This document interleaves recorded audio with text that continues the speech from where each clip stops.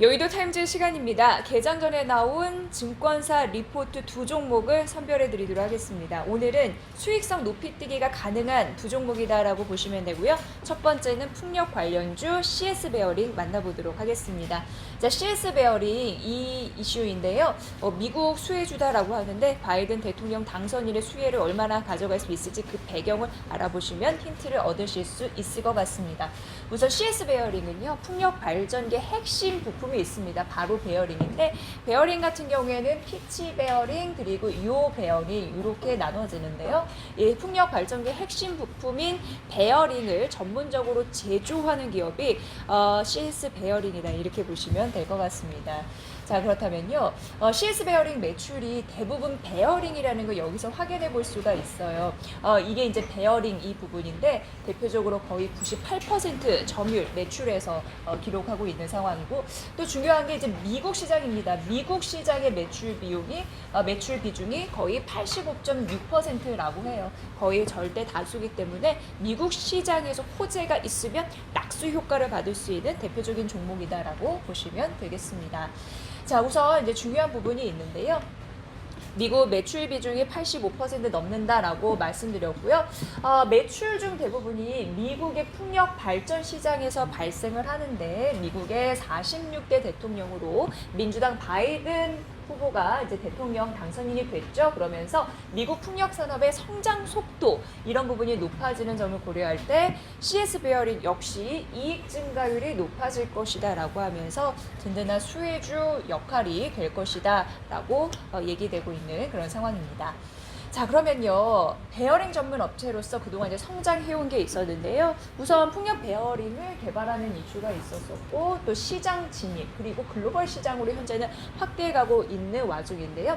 대표적인 그리고 절대적인 고객사는 G다라고 보시면 될 것 같아요. 지속적으로 협력 관계를 이어오고 있고 그리고 중요한 부분이 2018년도에 있었습니다. 뭐냐면 CS 윈드 자회사 편입 이슈가 있으면서 이 베트남 생산법인을 가동했거든요. 이러면서 이제 지멘스 이런 수주도 좀 확보하는 흐름들로 지속적으로 연결이 되고 있는 상황인데 글로벌 수요처도 있는 상황에다가 그리고 중요한 거는 모기업의 영업 네트워크 확장 이런 부분이 가세하다 보니까 앞으로 글로벌 시장 확대에는 무리가 없다라고 얘기되고 있는 바 증권사 애널은 이렇게 얘기를 했습니다. 자, 그렇다면은 절대적인 매출 비중을 차지하고 있는 고객사가 G2라고 했는데요. 사실 최근에는 약간 줄었습니다.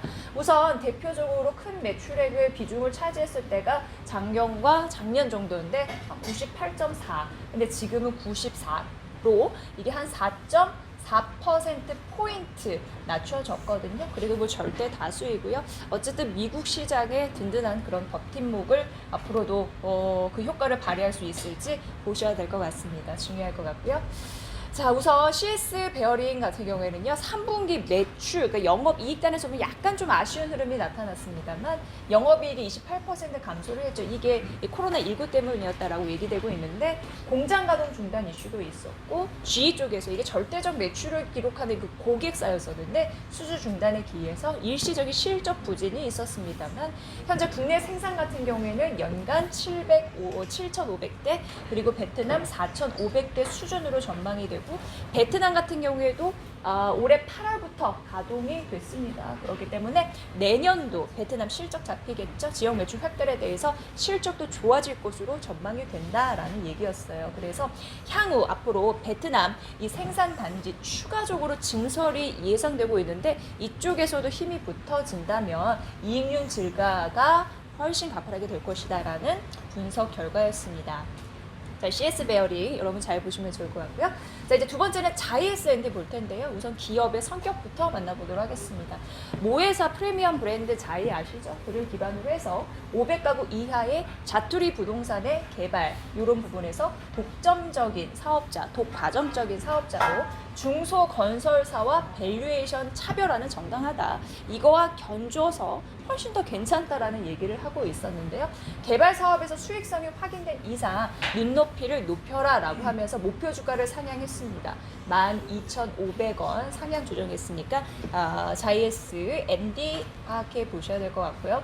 자, 두 번째는 이제 실적단에서 보여드리도록 하겠습니다. 중요한 게 이제 3분기 누적. 사실 이제 3분기 실적 같은 경우에는요, 그렇게 뭐 좋지는 않았습니다. 하지만 중요한 부분이 이 주택 사업 쪽이에요. 주택 사업, 뭐 매출액이나 영업이익단에서 주택 사업을 이제 좀 이렇게 쳐보면은 주택 사업이 실적에 반영되면서 긍정적인 그런 효과가 나타나기 시작했고 2분기 연속 그래도 좋은 성적을 냈습니다. 주택 사업 매출만 보더라도 확실히 이제 좋아지는 흐름들이 나타나고 있고 영업이익 측면에서도 긍정적인 흐름들도 있고 영업이익률 측면에서도 긍정적인 흐름들, 결국 주택 사업이 실적 개선에 대한 효과를 좀 톡톡히 역할을 해줬다, 이렇게 파악되고 있는 그런 상황이죠.